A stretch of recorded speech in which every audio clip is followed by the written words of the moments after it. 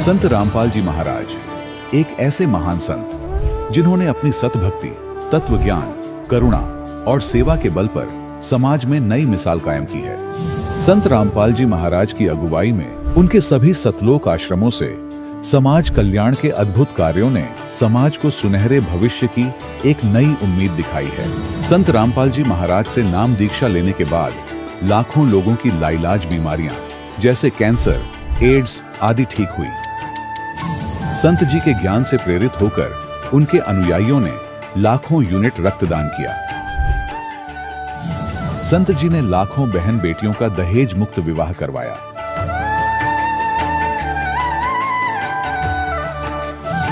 संत जी ने लाखों लोगों का नशा छुड़वाया, करोड़ों उजड़े परिवार बसे। संत जी के आश्रमों में समागम के दौरान निःशुल्क नेत्र चिकित्सा, दंत चिकित्सा प्रदान की जाती है। संत रामपाल जी महाराज द्वारा समय समय पर पर्यावरण संरक्षण के उद्देश्य से बड़े स्तर पर वृक्षारोपण किया जाता है। संत जी ने जरूरतमंदों को तत्काल राहत पहुंचाने के लिए एम्बुलेंस सेवा शुरू की। संत जी अपने अनुयायियों को देहदान के लिए प्रेरित करते हैं, जिससे मानवता की सेवा और चिकित्सा क्षेत्र में सुधार हो सके। संत रामपाल जी महाराज के सभी आश्रमों में हर रोज निःशुल्क भंडारा आयोजित किया जाता है, जहां हर वर्ग, हर जाति और हर धर्म के लोग एक साथ बैठकर भोजन करते हैं।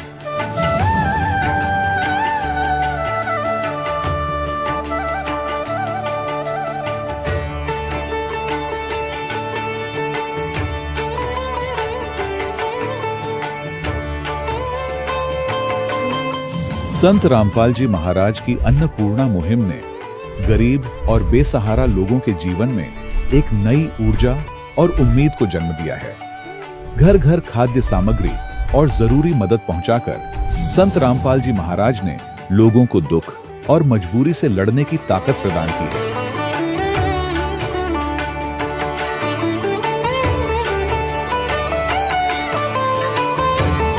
संत रामपाल जी महाराज द्वारा गरीब लोगों के लिए घर बनवाने का अद्भुत कार्य एक ऐसी मिसाल कायम कर रहा है जो सदियों सदियों संत जी की उदारता और दया भावना के तौर पर जाना जाएगा।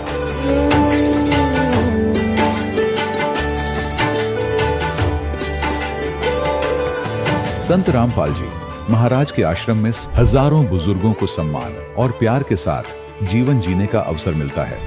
उनके खाने, रहने और स्वास्थ्य की पूरी जिम्मेदारी संत रामपाल जी महाराज उठाते हैं। अनाथ बच्चों के लिए संत रामपाल जी महाराज के सभी आश्रम किसी वरदान से कम नहीं। यहाँ उन्हें शिक्षा, संस्कार और भविष्य के लिए बेहतर अवसर प्रदान किए जाते हैं। चाहे बाढ़ हो, भूकंप या महामारी, संत रामपाल जी महाराज और उनके अनुयायी हमेशा ही जरूरतमंदों के लिए सबसे आगे खड़े रहते हैं। कोविड महामारी के दौरान संत रामपाल जी महाराज के आश्रमों से करोड़ों लोगों के लिए भोजन, दवाइयां और जीवन रक्षक सामग्रियां उपलब्ध कराई गई। चाहे गरीब की मदद हो या किसी शोषित और पीड़ित वर्ग के हक और सम्मान की लड़ाई, संत रामपाल जी महाराज ने हमेशा ही उनकी दबी आवाज को सरकारों तक पहुंचाया है और उन्हें उचित न्याय दिलवाने में अहम भूमिका अदा की है। समाज में आध्यात्मिक और सामाजिक मूल्यों के प्रति जागरूकता लाने में संत रामपाल जी महाराज हर कदम पर मानवता के सच्चे सेवक साबित हुए हैं। संत रामपाल जी महाराज का जीवन हमें सिखाता है कि सच्ची सेवा वही है जो निस्वार्थ भाव से की जाए। आइए हम भी इस महान सेवा के कार्य में इस महान संत से जुड़ें और संत रामपाल जी महाराज से नाम दीक्षा लेकर अपने जीवन को धन्य बनाएं।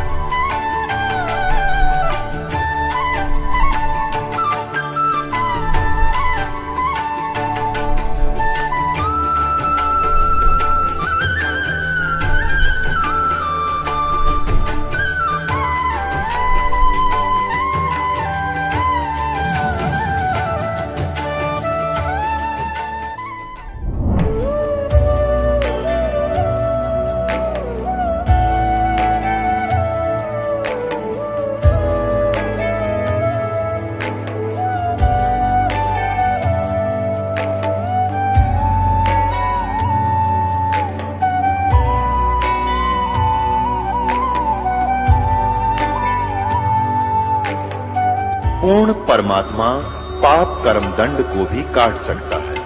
अभी तक जिस भी संत व महापुरुष से मिले, उन्होंने यही बताया कि पाप कर्म फल भोगने से ही समाप्त होगा। वो प्रभु कौन है जो पाप कर्म को काट देता है, वो काल के बंधन से छुड़वा देता है। उसका क्या नाम है, पूजा की विधि क्या है? कृपया अवश्य सुनिए जगत गुरु तत्वदर्शी संत रामपाल जी महाराज के अमृत वचन। सत साहिब दर्शकों, आज हम आपको शशि प्रभा जी का अनुभव सुनाते हैं, जो चंडीगढ़ की रहने वाली हैं। इनकी कहानी किसी फिल्मी कहानी से कम नहीं है। शशि जी खुद और इनका पूरा परिवार शारीरिक व मानसिक रूप से परेशान था। इनके पति नशे की लत के शिकार थे। इन्हें अपने जीवन में कोई खुशहाली नजर नहीं आ रही थी। शशि जी पहले हिंदू धर्म में प्रचलित सभी भक्ति साधनाएं करती थीं। कोई भी व्रत ऐसा नहीं था जो इन्होंने नहीं किया हो, लेकिन इन सब साधनाओं से भी इन्हें कोई लाभ नहीं मिला। आखिर क्यों? जो भक्ति साधना शशि जी ने की, उससे इन्हें कोई लाभ नहीं मिला। इतनी भक्ति साधना करने के बाद भी ये क्यों सुखी नहीं थी? आखिर क्यों शशि जी ने अपनी पहले वाली साधना छोड़कर संत रामपाल जी महाराज द्वारा बताई भक्ति साधना को अपनाया? कैसे इनके पति की नशे की लत छूट गई? कैसे ये पूर्ण रूप से सुखी हो गई? दर्शकों, अब आइए सुनते हैं शशि जी की कहानी इन्हीं की जुबानी। बहन जी नमस्कार। नमस्कार जी। क्या नाम है आपका? शशि प्रभा। कहाँ से आए आप? चंडीगढ़ से। संत रामपाल जी महाराज से नाम दीक्षा कब लिया आपने? 2004 दिसंबर में। संत रामपाल जी महाराज से नाम दीक्षा लेने से पहले आप क्या भक्ति करते थे? हम सभी देवी देवताओं की पूजा करते थे जी। सोमवार को शिव जी का, मंगलवार को हनुमान जी का, संतोषी माता का, शनिदेव का, काली माता का, कोई नहीं छोड़ा हमने। वीरवार को भी सब पूजाएं करते थे। जब आप सभी देव देवताओं की पूजा कर ही रहे थे, तो फिर आप संत रामपाल जी महाराज की शरण में क्यों गए? संत रामपाल जी महाराज जी की शरण में इसलिए गए क्योंकि मेरी बहन ने मुझे बताया कि वो पूर्ण संत हैं जो धरती पे आए हैं। हम जो परमात्मा के लिए हम भटक रहे थे, तो वो सच्ची भक्ति बताते हैं, सच्चा ज्ञान बताते हैं और उससे हमें मोक्ष प्राप्त होगा। तो इसलिए मैं संत रामपाल जी महाराज जी की शरण में गई। बहन जी, जो भक्ति विधि संत रामपाल जी महाराज ने आपको करने के लिए दी है, उसको करने के बाद आपको और क्या लाभ मिले? मुझे भगत जी बहुत ज़्यादा लाभ मिले। सबसे पहले तो मैं अपने शरीर से दुखी थी। मेरे को रीढ़ की हड्डी की बहुत ज़्यादा प्रॉब्लम थी। मेरा मणका दबा हुआ था, ना मैं कोई काम कर पाती थी, ना मैं झुक के कुछ भी सिर धोना या झाड़ू लगाना कुछ भी नहीं कर पाती थी। तो वो मुझे सबसे पहले तो वो ठीक हो गया। और उसके बाद घर में एक बार ऐसा हुआ कि मैं ऑफिस जा रही थी, तो हमारी जो है मेरे मन में आया कि गैस खुली पड़ी है, वापस जाओ और बंद करके आ। तो मैंने ध्यान नहीं दिया। मैंने कहा नहीं, शायद मेरा वहम होगा। तो मैं चली गई ऑफिस। और जब बच्चे स्कूल से आए 2:30 बजे, तो उनको गैस की स्मेल आई। उन्होंने ताला खोला, अंदर गए, उन्होंने सारी लाइटें जला दी, पंखे चला दिए, किचन में जाके एग्जॉस्ट फैन भी चला दिया। और फिर मुझे फ़ोन करके बताया कि मम्मी आज तो आप गैस खुली छोड़ गए थे। और मैं भगत जी मैं हैरान रह गई कि मुझे ऑफिस वालों ने बोला कि बच्चों ने लाइट पंखा कुछ चला तो नहीं दिया। तो मैंने कहा बच्चों ने तो मुझे फ़ोन पे बताया कि उन्होंने सब पंखे चला दिए, दरवाजे खोल दिए और कुछ भी नहीं हुआ। और सर जी आप हैरान हो जाओगे सुन के कि वहाँ पे जोत भी जल रही थी घर में। और मैं हैरान हो गई सुन के कि भाई जोत भी जल रही है, तो बच्चे भी ठीक है मेरे, कुछ भी ऐसा नहीं हुआ। सबसे बड़ा लाभ मुझे ये हुआ। उसके बाद एक बार बेटी मेरी एक्टिवा पे जा रही थी, उसको एक गाड़ी वाले ने बहुत ज़ोर से धक्का मारा और वो भाग गया। उसके सिर में चोट लगी, उसके पूरे ही खूनो खून हो गई, वो उसकी याददाश्त चली गई। उसको जब किसी ने देखा सड़क पे, पुलिस वाले उसको लेके गए सेक्टर 16 हॉस्पिटल में, तो वहाँ पे उसकी याददाश्त चली गई थी। उसने अपना नाम भी वहाँ पे गलत लिखवाया। तो मुझे फ़ोन आया कि आपकी बेटी का ऐसे ऐसे एक्सीडेंट हो गया है। और मैं जब भाग के वहाँ पे पहुँची ऑटो करके, तब तक आधा पौना घंटा बीत चुका था, उसकी याददाश्त वापस नहीं आई थी। और मैं रास्ते में परमात्मा को पुकारती गई, नाम चलाती गई। मैंने कहा हे बंदी छोड़ सतगुरु रामपाल जी महाराज, कल मैंने सत्संग में आना है, तो आप हमें ज़रूर बुलाना, मैंने आना ही आना है। बेटी को आपने ठीक करना है, आपकी बेटी है। तो जब मैं वहाँ पहुँची, मैंने बेटी को देखा, मैंने उसको बोला बेटे नाम चलाओ, जो हमें बंदी छोड़ सतगुरु रामपाल जी महाराज जी ने नाम दिया हुआ है वो नाम चलाओ। तो उसकी एकदम याददाश्त वापस आ गई। उसको याद आ गया कि हाँ ये मेरी मम्मी है, हमें नाम लिया हुआ है हमने। तो उसने भगत जी नाम चलाना शुरू किया और वो उसको ओटी में लेके गए। डॉक्टर ने बोला कि इसके सारे बाल कटेंगे यहाँ से और इसको स्टिच लगेंगे। तो जब वो ओटी में लेके गए, उन्होंने नाई बुला लिया बाल काटने के लिए, और बेटी रोई जा रही थी कि मुझे बाल नहीं कटवाने। तो मैंने उसको बोला तू सिर्फ नाम चला, परमात्मा पे छोड़ दे, बंदी छोड़ सतगुरु रामपाल जी महाराज पे।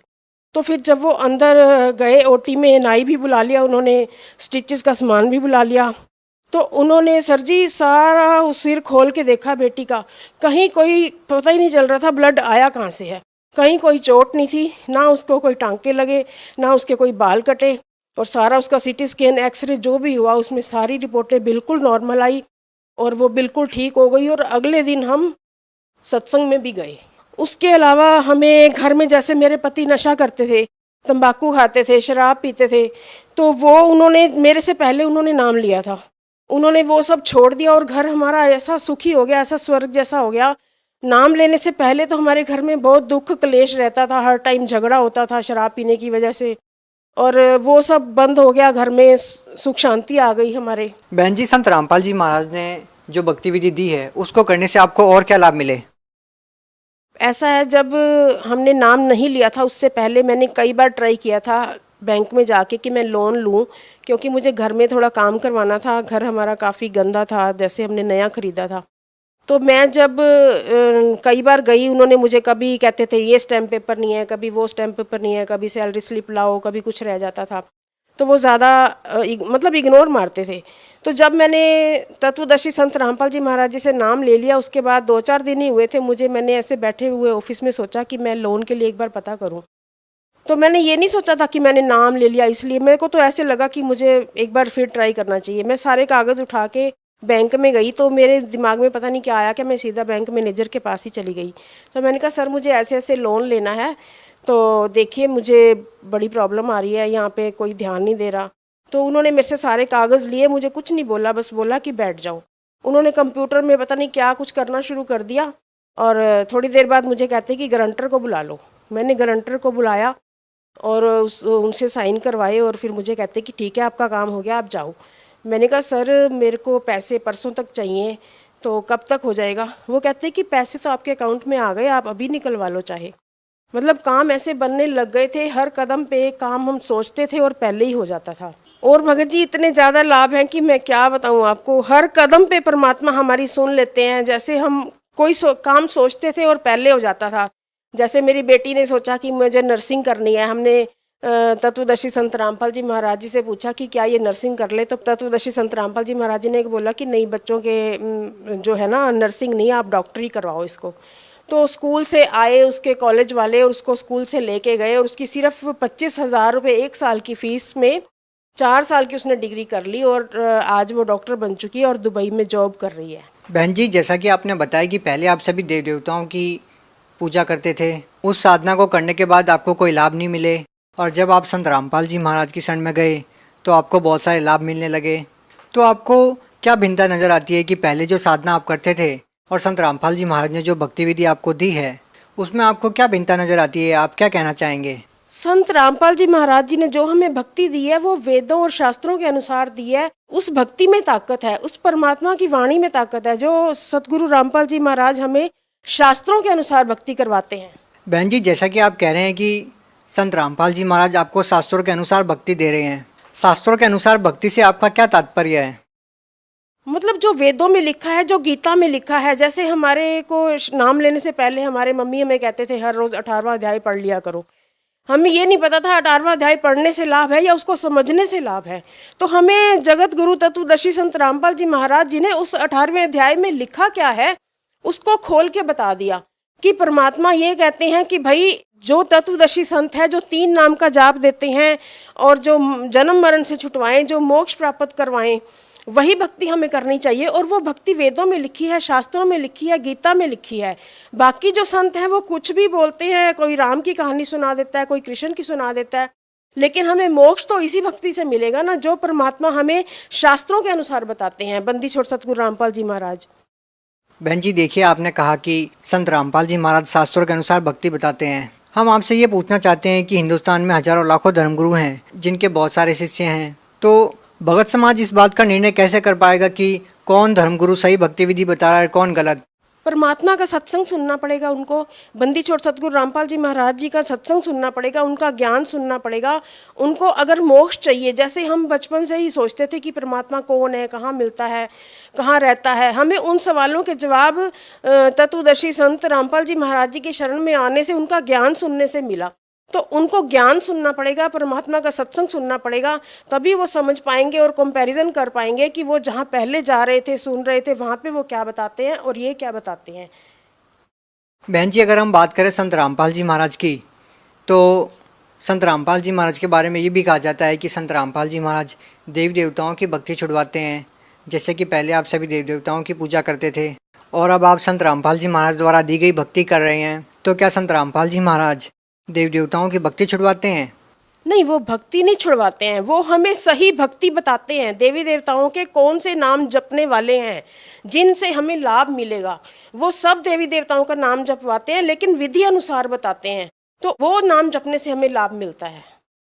बहन जी, जैसे कि हम देखते हैं कि आपने बहुत सारी अलग अलग प्रकार की साधनाएं की, आपने व्रत उपवास भी किए, आपने कठोर साधनाएं भी की। ऐसे हिंदुस्तान में बहुत सारे लोग हैं जो अलग अलग प्रकार की साधनाएं करते हैं। तो बहन जी, आपको वो भक्ति करने से कोई लाभ नहीं मिला, तो आप उन लोगों को क्या कहना चाहेंगे जो लोग आज भी उस भक्ति विधि में आरूढ़ है? सब समाज से हाथ जोड़ के विनती करना चाहती हूँ कि सबको ही परमात्मा की तलाश होती है, सबको ही मोक्ष चाहिए, सबको ही सुख चाहिए। तो तत्वदर्शी संत रामपाल जी महाराज जी की शरण में आए और उनका सत्संग सुने, परमात्मा का ज्ञान सुने, उसके बाद भी निर्णय कर सकते हैं कि क्या सही है और क्या गलत है। जी बहुत बहुत धन्यवाद। सत साहिब। दर्शकों, अभी आपने सुने संत रामपाल जी महाराज से दीक्षा प्राप्त करके सुखी हुए भक्त के अनुभव। अब देखिए जगत गुरु तत्वदर्शी संत रामपाल जी महाराज के मंगल प्रवचन। तो निराकार था, फिर साकार बन गया सदाशिव। अब देखो सदाशिव कौन है? भगवान सदाशिव है वो मूर्ति। अर्वाचीन और प्राचीन विद्वान उन्हीं को ईश्वर कहते हैं। उस समय एकाकी रहकर स्वेच्छानुसार विहार करने वाले उस सदाशिव ने अपने विग्रह माने शरीर से स्वयं ही एक स्वरूप भूता शक्ति यानी दुर्गा की सृष्टि की, एक स्त्री की सृष्टि की, जो उनके अपने श्रेयंग से कभी अलग होने वाली नहीं थी। उस पराशक्ति को प्रधान प्रकृति गुणवती माया बुद्धि तत्वों की जननी तथा विकार रहित बताया गया है। वह शक्ति अंबिका कही गई है। अब ये क्या कह रहा है ब्रह्मा जी? पुण्यात्माओं, अब देखो कमाल की बात है। देवी पुराण के अंदर तीसरे स्कंद में ब्रह्मा जी अपने पुत्र नारद को बताता है कि बेटा, मैं जब उत्पन्न हुआ मैं कमल के फूल पर बैठा था और युवा मेरा शरीर था। मुझे नहीं मालूम मैं किसने उत्पन्न कर दिया, मेरा उत्पत्ति करता कौन है, मैं कुछ नहीं जानता। अब यूं बताओ है उस अपने बाप के की उत्पत्ति वो क्यों कर बना? तो ये आप पे कह रहा है कुछ सच्ची कुछ झूठी। तो ये इसने परमात्मा जब प्रथम बार आए थे वो इस ब्रह्मा से मिले, विष्णु जी से मिले, शिव जी से मिले थे। उनको सृष्टि रचना सारी कथा सुनाई थी। इन्होंने एक बार तो स्वीकार किया था, फिर काल प्रेरणा से माल्य के ज्ञान को रिजेक्ट कर दिया था। अब वो सुना हुआ ज्ञान यहाँ कुछ अटकलबाजी कर रहा है। ये परमात्मा ने तो ये बता रखा है कि इस काल ने दुर्गा को खा लिया था, बुरी नीयत वो उसके पेट में चली गई थी, फिर वो परमेश्वर ने आकर निकाली थी, तब ये दोनों पति पत्नी रूप में रहने लगे थे। अब ब्रह्मा जी इसको दूसरे ढंग से कह रहा है कि उस सदाशिव ने इसने सिर पैर का पता नहीं कि उसने अपने शरीर से एक स्त्री उत्पन्न की जो कभी उसके अंग से अलग होने वाली नहीं थी। अब ये देखिएगा, उस समय एकाकी रहकर स्वेच्छानुसार विहार करने वाले सदाशिव ने अपने विग्रह से स्वयं ही एक स्वरूप भूता शक्ति की सृष्टि की जो उनके अपने श्रेयंग से कभी अलग होने वाली नहीं थी। वो कौन है? उस पराशक्ति को प्रधान भी कहते हैं। ये प्रधान शब्द राखियो याद, प्रकृति भी याद रखना। ये प्रधान और प्रकृति शब्द आपके श्रीमद् भगवत गीता के अंदर दास सिद्ध करेगा कि दुर्गा और काल के संयोग से ब्रह्मा विष्णु महेश की उत्पत्ति हुई। वहां ये प्रधान और प्रकृति शब्द है।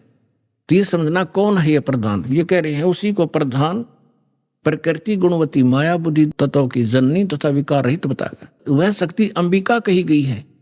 उसी को प्रकृति सर्वेश्वरी और त्रिदेव जननी। ओह, ब्रह्मा विष्णु महेश की माता, उनको उत्पन्न करने वाली, नित्ता और मूल कारण भी कहते हैं। सदाशिव द्वारा प्रकट की गई यानी उसके शरीर से निकली हुई उस शक्ति के 8 भुजाएं हैं, अष्टंगी। 3 पुत्र अष्टंगी जाए, ब्रह्मा विष्णु शिव नाम धराए। 600 वर्ष पहले मालिक बता गए थे। आज हमारे ये पवित्र सदग्रंथ उसको सेकंड कर रहे हैं, समर्थन कर रहे हैं भगवान की वाणी का।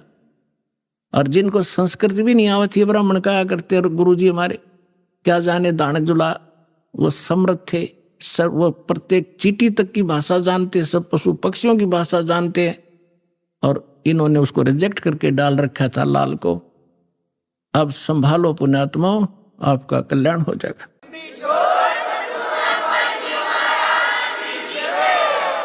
उसको सदाशिव द्वारा प्रकट की उसकी शक्ति के 8 भुजाएं हैं। नाना प्रकार के आभूषण उसके श्री अंगों की शोभा बढ़ाते हैं। वह देवी नाना प्रकार की गतियों से संपन्न है और अनेक प्रकार के अस्त्र शस्त्र धारण करती है। एकाकिनी होकर वह माया संयोग वसात अनेक हो जाती है। वे जो सदाशिव हैं उन्हें परम पुरुष, ईश्वर, शिव, शंभु और महेश्वर कहते हैं। यहां देखिएगा, अब 101 पृष्ठ पर आ गया रुद्र संहिता। वे अपने सारे अंगों में भस्म रमाए रहते हैं उन काल रूपी ब्रह्म ने। इसको काल कहो, ब्रह्म कहो, सदाशिव कहो, उन काल रूपी ब्रह्म ने एक ही समय शक्ति के नाथ, ये नाथ नहीं, शक्ति के साथ शिवलोक नामक क्षेत्र का निर्माण किया था। उस उत्तम क्षेत्र को काशी कहते हैं। वह परम निर्वाण व मोक्ष स्थान है जो सबके ऊपर विराजमान है। वे प्रिय और प्रियतम, वो पति पत्नी रूप में शक्ति और शिव, दुर्गा और काल जो परमानंद स्वरूप है, उस मनोरम क्षेत्र में नित्य निवास करते हैं। शिव और शिवा ने, काल और दुर्गा ने प्रलय काल में भी उस क्षेत्र को अपने सानिध्य से मुक्त नहीं किया। अब यहां देखना, देवर से एक समय उस आनंद वन में रमण करते हुए शिवा और शिव के मन में, दुर्गा और काल के मन में, ब्रह्म के मन में यह इच्छा हुई कि किसी दूसरे पुरुष की सृष्टि करनी चाहिए, यानी कोई संतान उत्पन्न करनी चाहिए, जिस पर यह सृष्टि संचालन का महान भार रखकर हम दोनों केवल काशी में रहकर इच्छा अनुसार विचरें और निर्वाण धारण करें। इन्होंने ये सोचा कि वे एक पुत्र उत्पन्न करें और उसके हवाले सारा युचारज दे दे, हम फिर आराम तरह करेंगे। देख, ऐसा निश्चय करके शक्ति सहित सर्वव्यापी परमेश्वर शिव ने अपने वाम भाग के 10वें अंग पर अमृत मल दिया। ये तटपट करनी थी, यानी उन पति पत्नी व्यवहार किया। फिर तो वहां से एक पुरुष प्रकट हुआ, एक लड़का उत्पन्न हुआ। ये देखिएगा 102 पृष्ठ पे।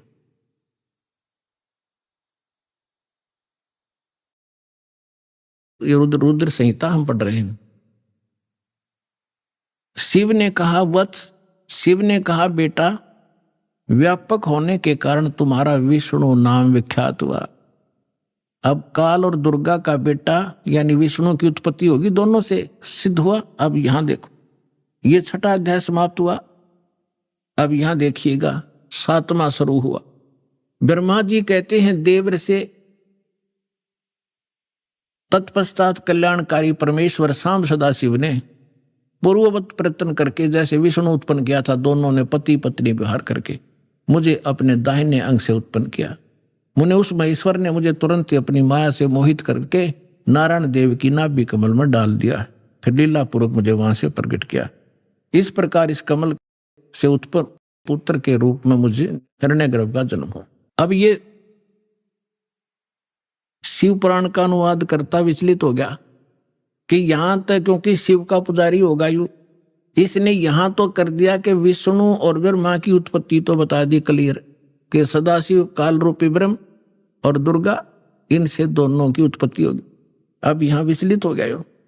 ले कहते हैं चोर चुरावे तुमड़ी और गड्ढे पानी में, वो गड्ढे हुआ ऊपरावन सच्चाई छानी नहीं। अब इन तीनों के पिता हैं ये और सिद्ध करते हैं। ये देखिएगा इसी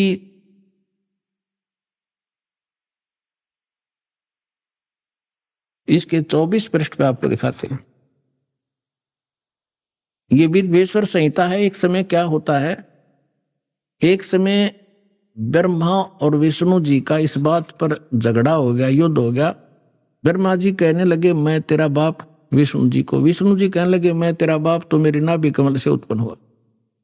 इन दोनों का झगड़ा हो गया। ये लंबी कहानी फिर बताएंगे। तो इनके पिता ने सोचा ये लड़का मरेंगे, उसने इनके बीच में एक लिंग खड़ा कर दिया, एक तेजो में पिलर, नीचे से बहुत लंबा चौड़ा।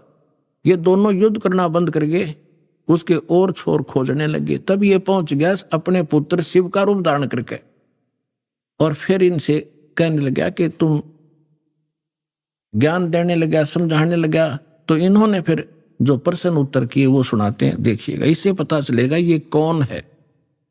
ये है विद्वेश्वर संहिता,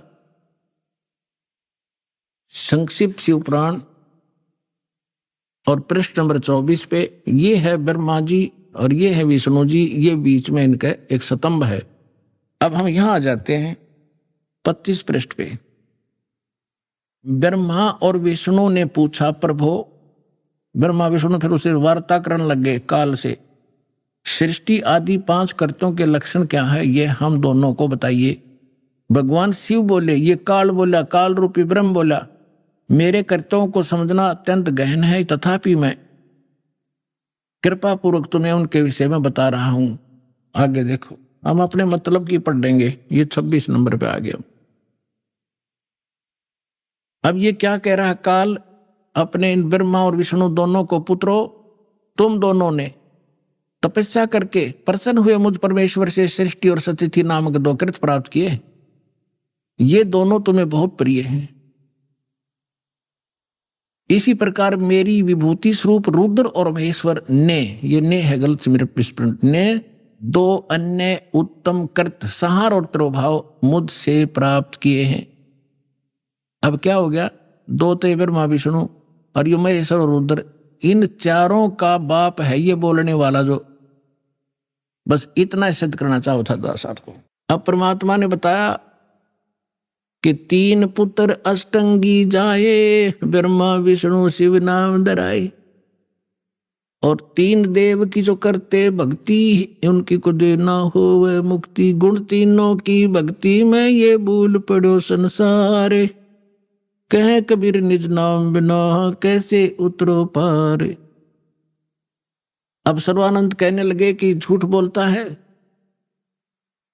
ऐसा कुछ नहीं लिखा है, क्योंकि ये नकली विद्वान इसी बात का लाभ उठाकर हमारा नाश करने में सफल हुए कि वो संस्कृत भाषा जानते थे और पूरा समाज अशिक्षित था। इनका यूं दाव लग रहा था।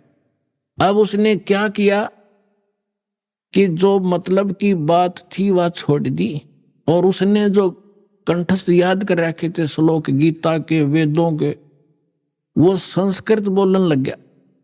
काफी देर तक रुका नहीं, डाटा को आध पौन घंटे तक संस्कृत बोलता रहा, संस्कृत बोलता रहा। और वो सामने वाले जितने जुलाहे बैठे थे बेचारे भोले वाले, माई बहन बेटी भगत, वह ये भी नहीं समझ पा रहे जो पंडित जी बोल के रहा है। उन्होंने फिर ताड़ी पीट दी, वाह पंडित जी, वाह सर्वानंद, वाह पंडित जी, कमाल कर दिया। अब उनकी प्रशंसा से सर्वानंद विजयी हो गए और परमात्मा पराजित कर दिए। आज तक यह 9 बिजली गिर रही थी बगैर इन इंस्ट्रूमेंट के, जो भगवान ने आज आपको समझाने के लिए बनवाए हैं जीव से। ना जीव बना दिए इंस्ट्रूमेंट, ये पहले यही था। ये मनुष्य 4 युग का इतिहास तो आपके पास है। अभी 50 वर्ष से पहले थे हमने देखे बैलगाड़ी खचड़ खचड़ने घसीटे अंडा करते, काठ के पहिए, काठ की गाड़ी, और उससे पहले एक रेडू में खच्चर जोड़ कर रथ बना के घसीटे फिराया करते थे। कहाँ गई थी मनुष्य की विधि?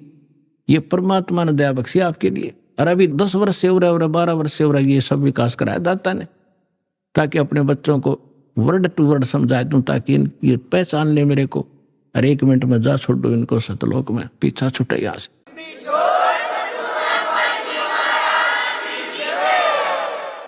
अब सर्वानंद फूल गया।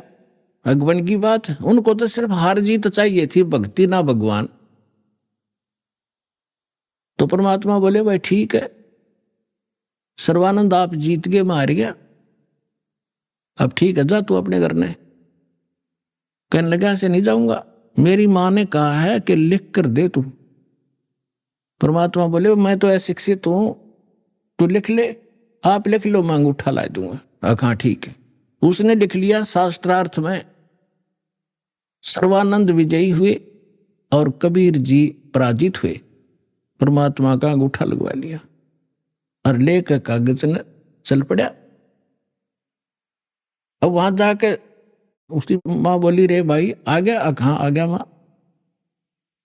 हो गया तुम्हारा शास्त्रार्थ? हक हो गया, 2 मिनट में हार गया। उसने जाते हार मान ली माँ मेरे से। तो उसकी माता जी ने कहा कि बेटा मैंने जो प्रार्थना की थी आपसे, कुछ लिखवा के लाया तू? कहा मैं कच्चा काम थोड़ा ही करता हूं, ये देख। माँ बोली बेटा पढ़ के सुना।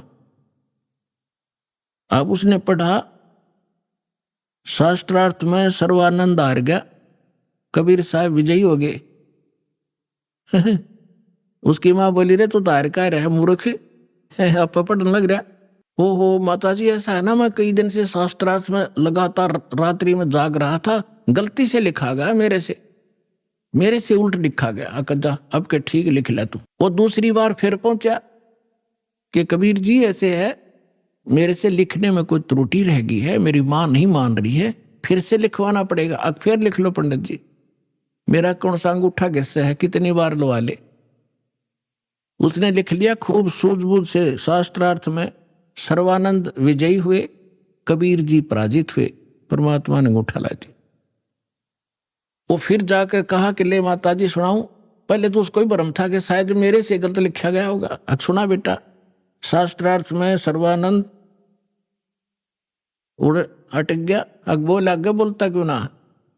नहीं बोला माँ कभी गलत लिखा गया है। तो शास्त्रार्थ में सर्वानंद हार गए, कबीर साहब विजयी हुए। उसमें फिर ये लिखा पाया, उसका फिर भ्रम रह गया कि माँ फिर लाऊं लिखवा कर। जा बेटा फिर लिखवा ला।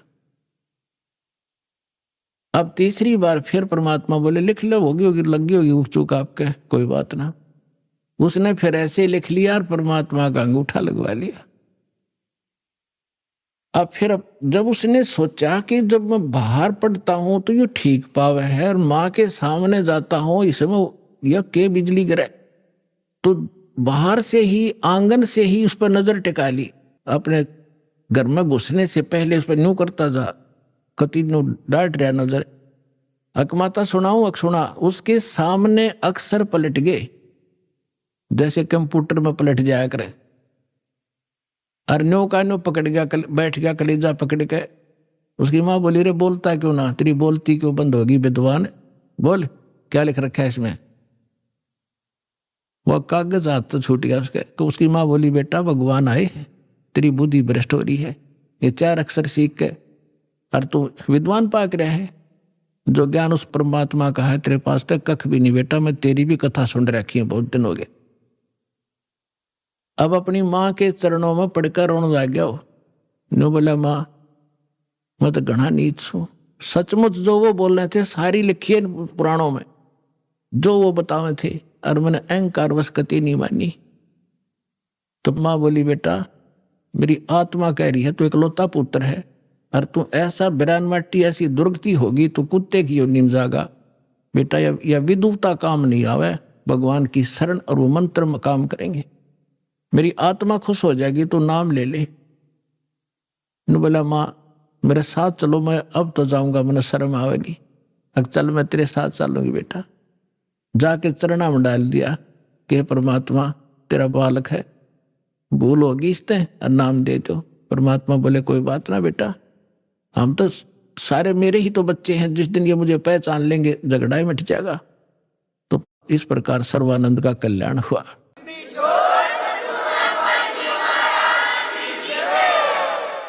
तो पुण्यात्माओं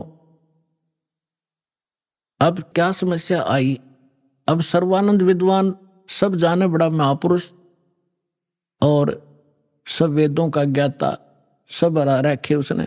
अब वो समझावे औरों को कि भाई वास्तविकता ये नहीं है, ये है जो परमात्मा ने ज्ञान सुनाया था।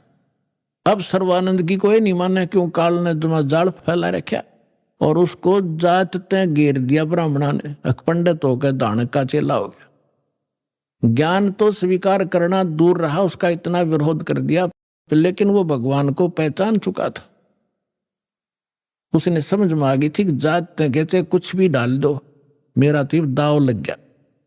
तो दोनों माँ बेटिया ने भक्ति करी और अपना कल्याण करवाया। तो पुण्यात्माओं, ऐसे ही परमात्मा आपके पीछे पड़ा हुआ है। आपके पास कोई भगत मिला होगा, कोई पुस्तक लेकर गया होगा, किसी ने सीडी दी होगी, वो प्रेरणा अपने बच्चों के माध्यम से कहते करे कराव साइया मन में लहर उठा और दादो सिर जब दर जीव के आप बगल हो जा। परमात्मा कहते हैं गोता मारो स्वर्ग में और जा बैठू पाताल, गरीबदास ढूंढता फिर वो अपने हीरे मोती लाल। मैं रोत हूं सृष्टि को, सृष्टि रोए मोहे, और कह कबीर इस वियोग को कोई समझ नहीं सकता कोई। मैं तुम्हें रो रहा हूं कि तुम मेरे बच्चे हो, तुम काल के फंस गए हो, तुम्हारी यहाँ कितनी दुर्गति हो रही है, कोई मनुष्य जीवन में सुखी नहीं, अगले जन्म में क्या हालत होगी, कुत्ते और गधे की योनियों में आप जाओगे। और आप मुझे खोज रहे हो, हे भगवान, हे सर्व सुखदाई, हे संकट मोचन। और मैं कहता हूं मैं भगवान हूं, तुम नखरे करते हो, तो भगवान कैसे होगा? धानक है, जुला है राम और कृष्ण भगवान, और किसी को राहत नहीं मिल रही। तो परमात्मा कहते मैं रोवत हूं सृष्टि को, क्योंकि तुम मेरे बच्चे हो यहाँ फंस गए गलत जगह पर। और मैं रोवत हूं सृष्टि को, सृष्टि रोए मोहे, और कह कबीर इस योग को समझ नहीं सकता कोई। जिसमें धर्मदास जी को परमात्मा मिले और फिर उनको सतलोक लेकर गए, फिर उनको छोड़ा, वापस अपने यथास्थान को दिखाकर अपनी वास्तविकता से परिचित करा के जब परमेश्वर ने धर्मदास जी को नीचे छोड़ा तो फिर वो समझ गए, क्योंकि सारी लीला मालिक ने की हुई थी। तो वो समझने के बाद परमेश्वर की महिमा को किस प्रकार सुनाया। धन धन सतगुरु सत कबीर भगत की पीड़ मिटाने वाले, धन धन सतगुरु सत कबीर भगत की पीड़ मिटाने वाले, भगत की पीड़ मिटाने वाले, भगत की पीड़ मिटाने वाले, धन धन सतगुरु सत कबीर भगत की। रहे नल नील यतन करे हार, तब सतगुरु से करी पुकार। रहे नल नील यतन करे हार, तब सतगुरु से करी पुकार। जा सत रेखा लिखी अपार सिंधु पे, सिला तिराने वाले, जा सत रेखा लिखी अपार सिंधु पे, सिला तिराने वाले, धन धन सतगुरु सत कबीर भगत की पीड़ मिटाने वाले, भक्त की पीड़ मिटाने वाले, भक्त की पीड़ मिटाने वाले, धन धन सतगुरु सत कबीर। डसी सर्प ने जब जा पुकारी, इंद्रमती अकुला डसी। सर्प ने जब जा पुकारी, इंद्रमती अकुलाए, आपने तुरंत करी सहाय बेरूली। मंत्र सुनाने वाले, आपने तुरंत करी सहाय बेरूली। मंत्र सुनाने वाले, धन धन सतगुरु सत कबीर भगत की पीड़ मिटाने वाले, भक्त की पीड़ मिटाने वाले, भक्त की पीड़ मिटाने वाले, धन धन सतगुरु सत कबीर भगत की पीड़ मिटाने वाले।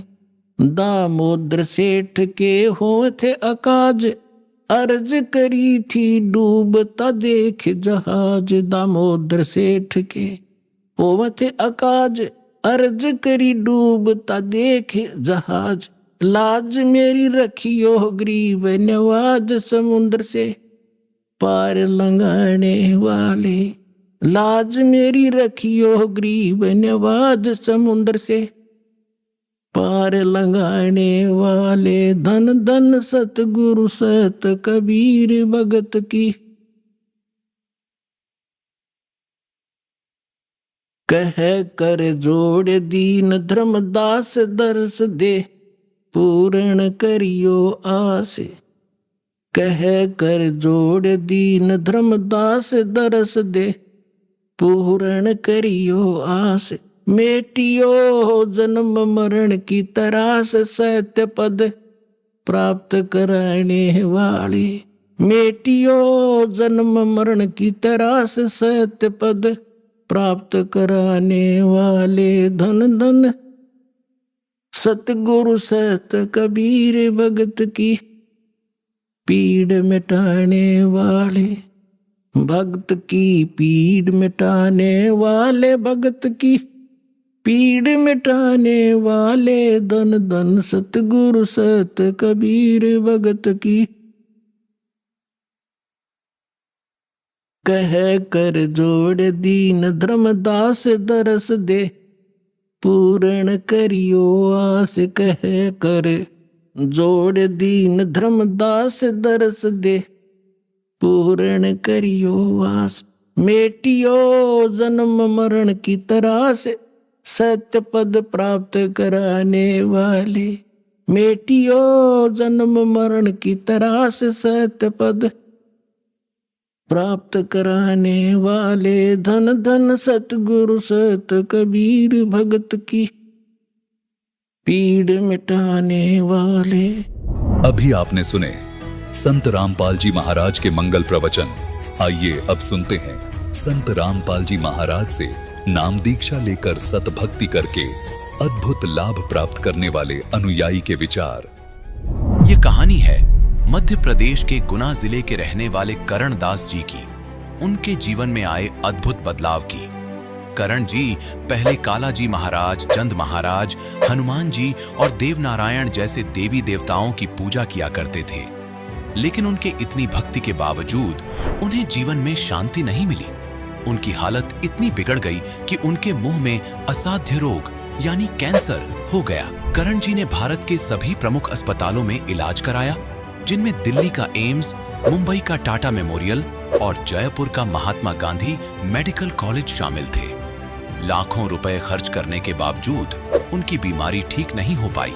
डॉक्टरों ने उन्हें बता दिया कि यह कैंसर ठीक नहीं हो सकता और वे निराश होकर घर बैठ गए। जीवन से निराश होकर करण जी ने आत्महत्या का प्रयास भी किया, लेकिन एक आंतरिक प्रेरणा ने उन्हें रोक दिया।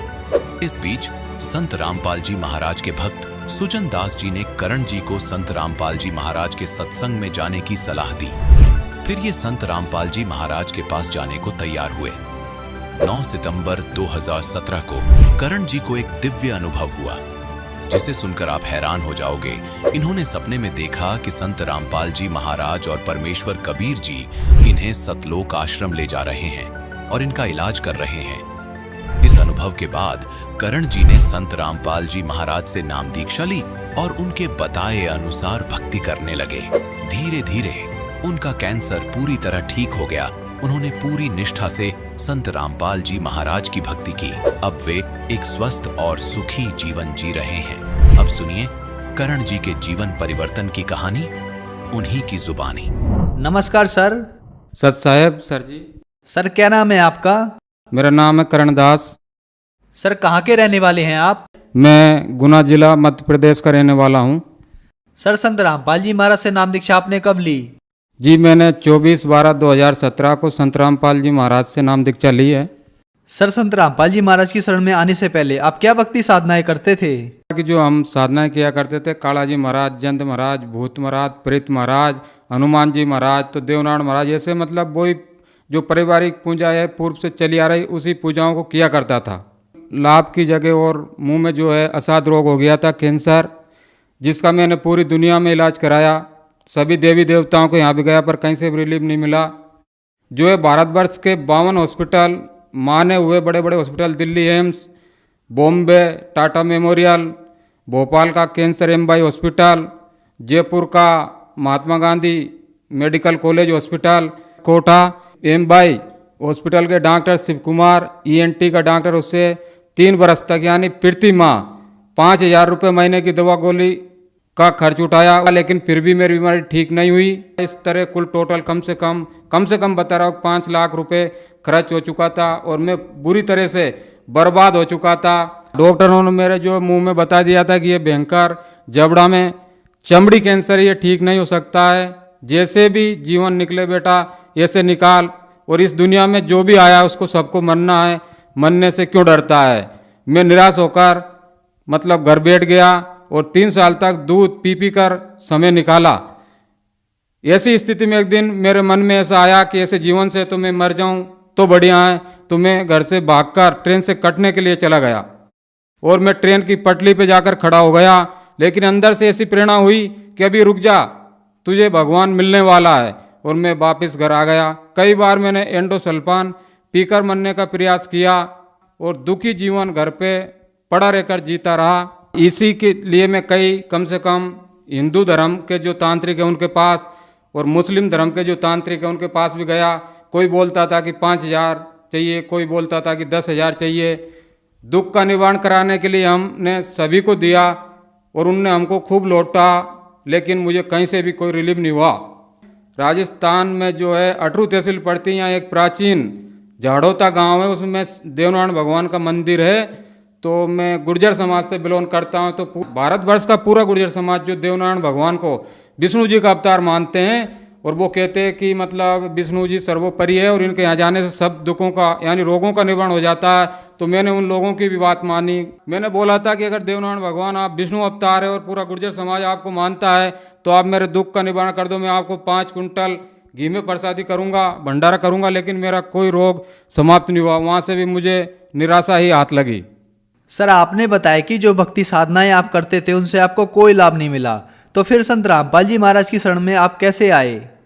सदगुरुदेव जी संत रामपाल जी महाराज के भक्त ने एक दिन मुझे फोन करके बताया, तो आप एक जगह है यहाँ पर चले जाओ, मनोर थाना, संत रामपाल जी महाराज का नामदान केंद्र है, यहाँ से आप नाम दीक्षा ले लो तो आपकी बीमारी ठीक हो सकती है।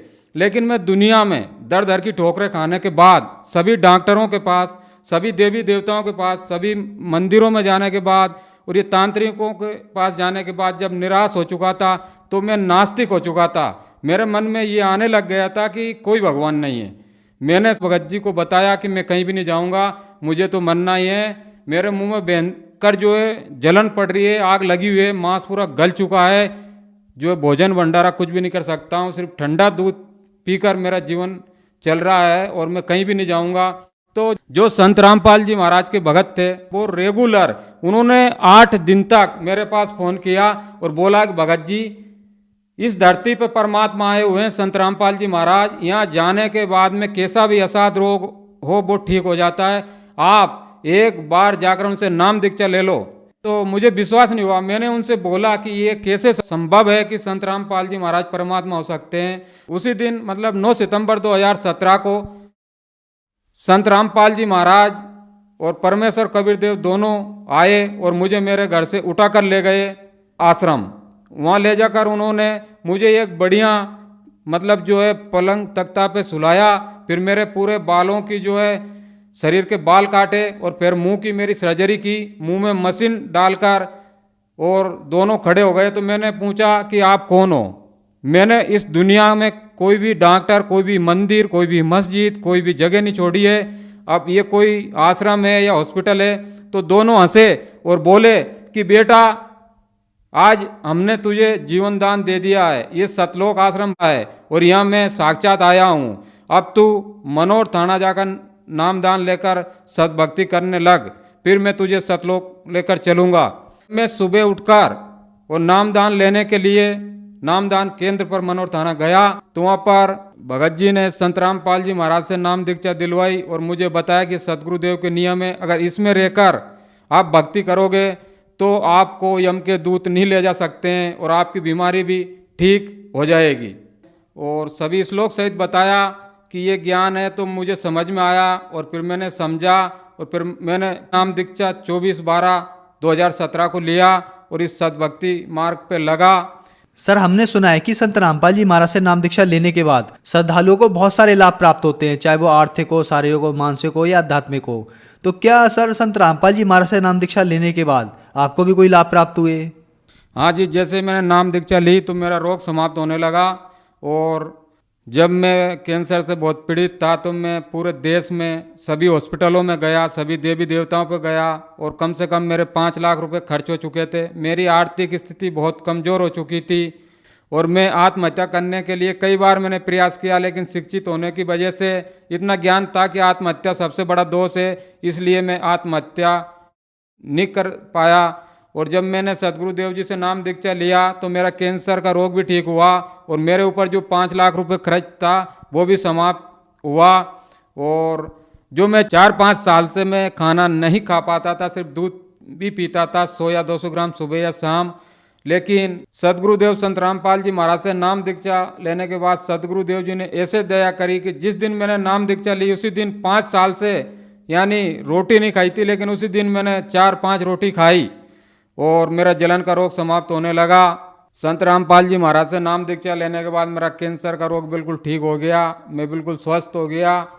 और जब बिल्कुल मेरी भक्ति सही चलने लगी तो 9 फरवरी 2018 के दिन जब मेरे पास प्रथम नाम था संत रामपाल जी महाराज के द्वारा जो दिया गया था, रात की 12 बजे मैं जो है 12 बजे तक मोबाइल में चिप से सत्संग सुन रहा था और 12 बजे जब मुझे नींद आने लगी तो मैंने सोचा अब सो लेता हूँ। सर्दी का मौसम था, जैसे मैं सोया और कम्बल मैंने ऊपर पटका तो कोई आदमी मेरे पास खड़ा आकर हुआ और बोला कि चल तेरा यमराज का बुलावा आया है।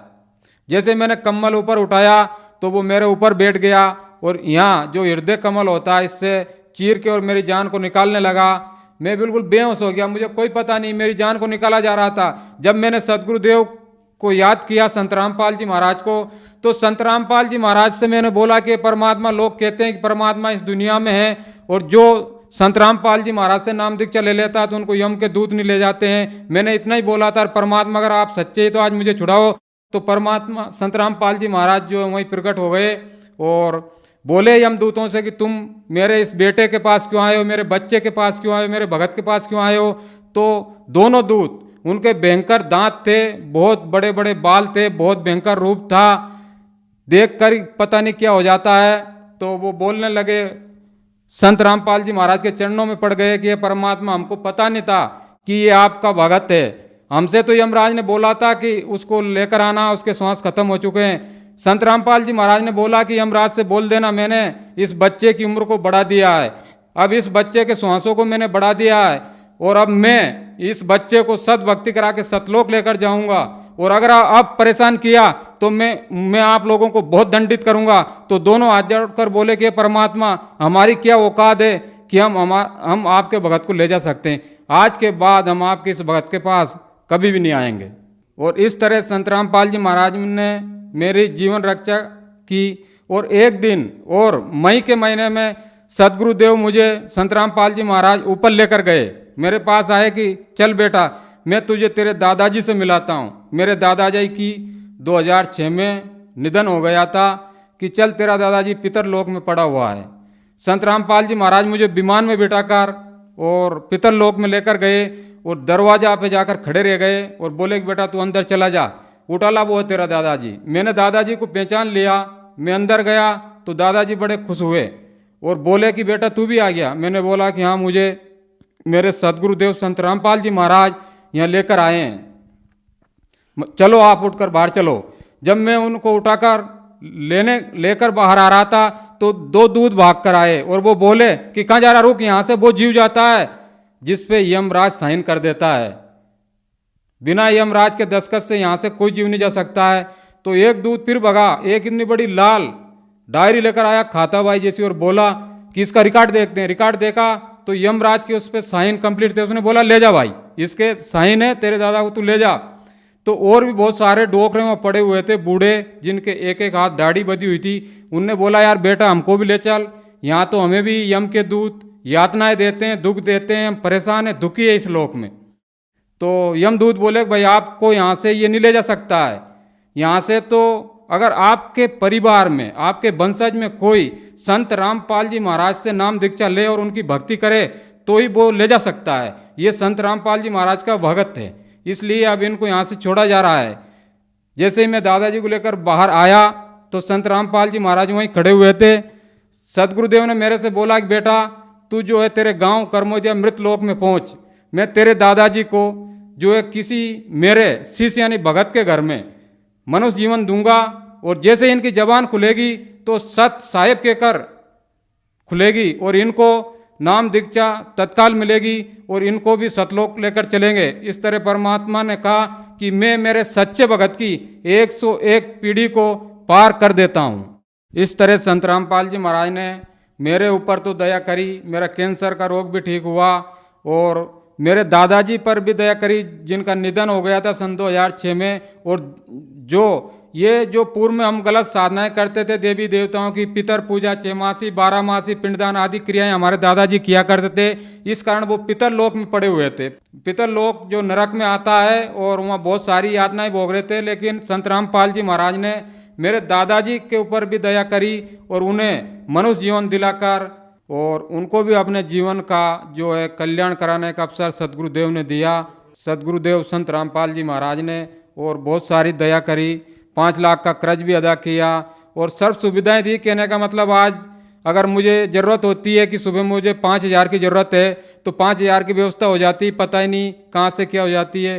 परमात्मा के यहाँ कहने का मतलब दुख भी समाप्त होता है और ये भौतिक सुख सुविधाएं भी बहुत जोर से मिलती है। संत रामपाल जी महाराज से मैंने नाम दीक्षा नहीं ली, इसके पहले मैं बहुत शराबी इंसान था। कम से कम एक दिन में 5,000 या 6,000 का शराब पी जाया करता था, जिससे भी मेरी जो है स्थिति बहुत खराब थी और सब लोग मेरे से दुखी थे। लेकिन आज जब संत रामपाल जी महाराज से नाम दीक्षा ली तो शराब तो दूर की बात है, लेकिन कोई अगर बीड़ी भी पीता है तो ये मानो कि 10 फीट दूर से ही बदबू आ जाती है, वहाँ खड़ा रहने का भी मन नहीं होता है। तो जो श्रद्धालु आज आपको देख रहे हैं वो भी किसी न किसी बीमारी से ग्रस्त हैं और ठीक होना चाहते हैं, तो क्या वो भी संत रामपाल जी महाराज से नाम दीक्षा लेने के बाद ठीक हो सकते हैं? उनके लिए आप क्या कहना चाहोगे? सिर्फ निवेदन कर सकता हूँ कि जो कैंसर पीड़ित है, क्योंकि मैंने कैंसर का रोग देखा है, मैंने दर दर की ठोकरें खाई है कि कैंसर का रोग एक इतना भयंकर रोग है कि मरीज जिसको कैंसर होता है वो तो दुखी होता ही, लेकिन उसका पूरा परिवार, पूरा रिश्तेदार, उसके पूरे मिलने वाले सब बहुत दुखी हो जाते हैं। परिवार की आर्थिक स्थिति बहुत खराब हो जाती है। डॉक्टर लूट मार करते रहते हैं, कहीं 1 लाख का ऑपरेशन, कहीं 2 लाख का ऑपरेशन, लेकिन बीमारी कहीं भी खत्म नहीं होती है। मेरा ऐसे दिन दुखी कैंसर पीड़ित सर्व समाज से, पूरे भारत से नहीं बल्कि पूरी दुनिया वालों से निवेदन है इस दास का कि इस दुनिया में परमात्मा आए हुए हैं संत रामपाल जी महाराज। जिस तरह मुझे सुखी किया, अगर और कोई भी उनसे आकर नाम दीक्षा ले, जिस तरह मैं सुखी हुआ, मेरा कैंसर ठीक हुआ, उनका भी कैंसर ठीक होगा। सर्व समाज संत रामपाल जी महाराज से नाम दीक्षा ले और अपने मनुष्य जीवन का कल्याण कराएं। सर, संत रामपाल जी महाराज से नाम दीक्षा कैसे ली जा सकती है? देखिए, आज सदगुरुदेव संत रामपाल जी महाराज के सत्संग यानी प्रवचन कम से कम बहुत सारे टीवी चैनलों पे चलते हैं। वहाँ पर एक जो पट्टी चलती है उसमें मोबाइल नंबर आते हैं। कोई भी अगर उनसे नाम दीक्षा लेना चाहे तो उस पर संपर्क कर सकता है। आज पूरे भारत में नहीं बल्कि पूरी दुनिया में आज उनके सभी जगह नामदान केंद्र खोल दिए गए हैं। संत रामपाल जी महाराज ने दया करी है कि भारतवर्ष के सभी जिलों में नामदान केंद्र खोल दिए गए हैं। उस टीवी पे जो नंबर आते हैं उस पे जब भी कोई फ़ोन लगाकर पूछेगा और नाम दीक्षा लेना चाहे तो उनको बता दिया जाता है उनका नज़दीकी जो नाम दान केंद्र होता है, वहाँ अपना नाम दीक्षा लेकर अपने जीवन का कल्याण यानी मोक्ष करा सकते हैं। धन्यवाद सर। सच साहेब।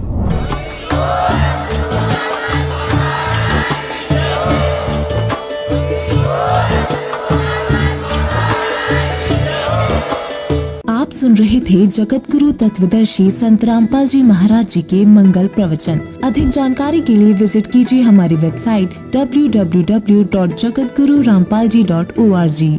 संत रामपाल जी महाराज जी के शुभ आशीर्वाद से पूरे विश्व भर में 500 से भी ज्यादा नाम दीक्षा केंद्र हैं, जिन पर संत रामपाल जी महाराज जी द्वारा ऑनलाइन निशुल्क नाम दीक्षा दी जा रही है। अपने नजदीकी नाम दीक्षा केंद्र का पता करने के लिए संपर्क करें 8222880541।